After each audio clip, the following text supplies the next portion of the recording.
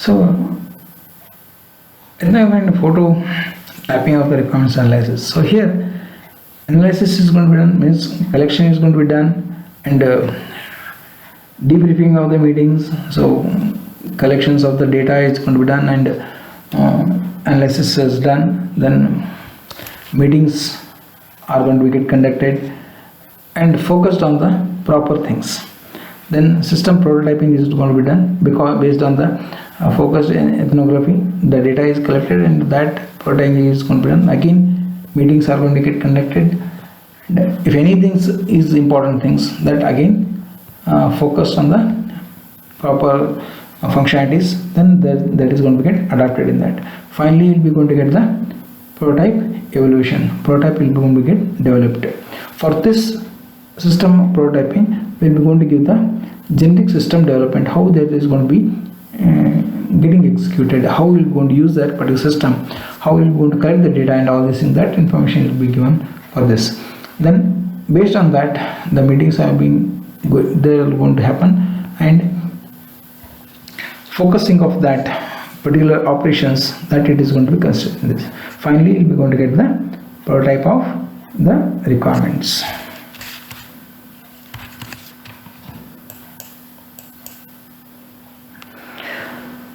Stories and scenarios for the implementation of the application. Okay, so here some scenarios are there, so you can take some real-time examples of how the system is going to work. So based on that, you'll be going to collect the data and you'll be going to execute. And sometimes you'll be going to ask the scenarios, stories that you'll be going to ask based on that particular applications. If you're going to take some gaming applications, that time you should know the story. Okay, for the animations, that you must know the stories. So without that, you cannot able to do the programming. Okay. So these things are going to get implemented by the stakeholders. Input should be taken and it should be simulated in the application. So you can able to share, okay, photos in the classroom. That's iLearn. There's one app is there. Okay. So there you can able to share your stories, data, that you can able to do it. So we are sharing in our Adamite system your applications, that is your certificates, your documents, your achievements, all these things we are sharing it in your classroom, that is Adamite. Similarly, there's a photo sharing is there in the classroom. There's iLearn is app is there they are sharing it. Stories are going to be get executed. There is a structured way of telling the story is there, then which includes the scenario, includes the starting of the situation, okay, normal flow of events, okay, what can go wrong, concurrent activities, scenarios, finishes. It means to say that one story that they'll be going to start, situations is going to be explained, and the events are going to get started. It may go, sometimes it is going to be wrong information, and it should be get corrected by the concurrent activities. Okay. Then after that, the state is going to be get finalizes or finishes. Story is going to be ended over there. Starts with the story, the scenario is being given, and based on that a story is being created, and finally it is getting ended. So these things have been uploaded in the iLearn classroom app.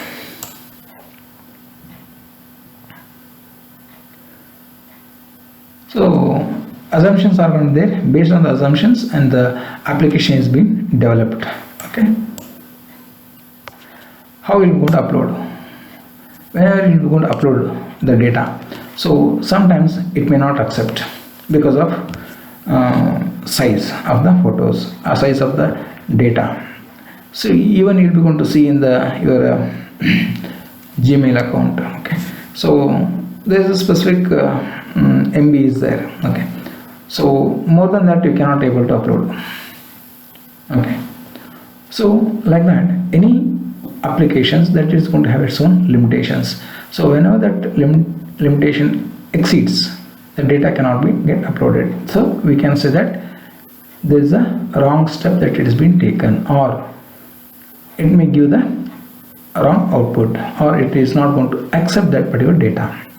Other activities, you can make it as the logging system, okay, based on the logging system, and we can able to crunch that. It is nothing but a zip it, and you can able to upload that particular thing. System state and on completion. So user is going to log in and select that particular statement or photos. He can able to upload based on the modification. Okay, so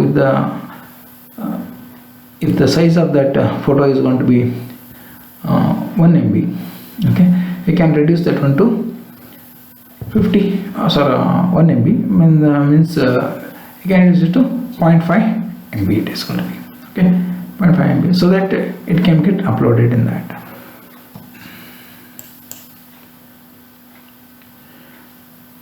So requirement specification. Here what happens basically is, when you will be executing the requirements, it should be specific.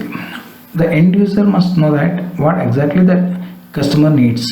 Okay, so end user must be understand that what we have to give, that what is the requirements from the end user, whether we are giving that one or not. That specification must be understood by the technical person.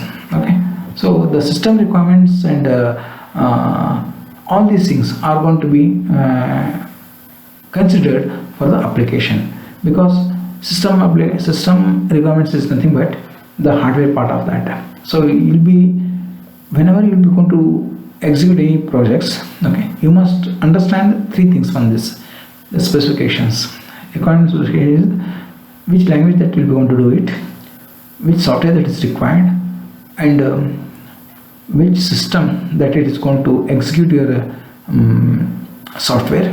Okay, what will be the minimum requirements for the application to run, that is the memory space, okay, and which platform that it is going to run. So these things are the requirement specifications for the processes that should be documented.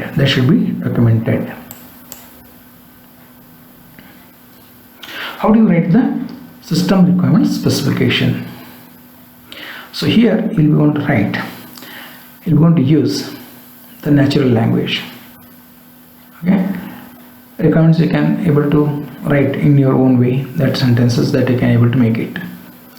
First thing. Another way is, that is structured natural language. See, what is the difference between your flowchart and algorithm? It is like that. Okay, algorithm is step by step, and it is being written and it is being executing. And in the flowchart, by seeing that particular diagrams only, you can understand that, okay, this is this one, this is the input, this is the output, this is the way that the process is going to be done, these are the functions, okay, that it is being called, and these are some loops. So by seeing that particular diagram only, you can understand. The structured way of writing is going to be there, that you will be going to use it. Okay, for some templates, ready-made templates will be given for this structured natural language. Then design description languages, they will be going to call it as the DDL languages, design description languages. It is an operational model for the system that you will be going to use it. Okay, then graphical notations. There's a UML diagrams are there. You'll come to know about the next chapter. Okay, UML diagrams are there. There's a use case diagrams we're going to call. Then we have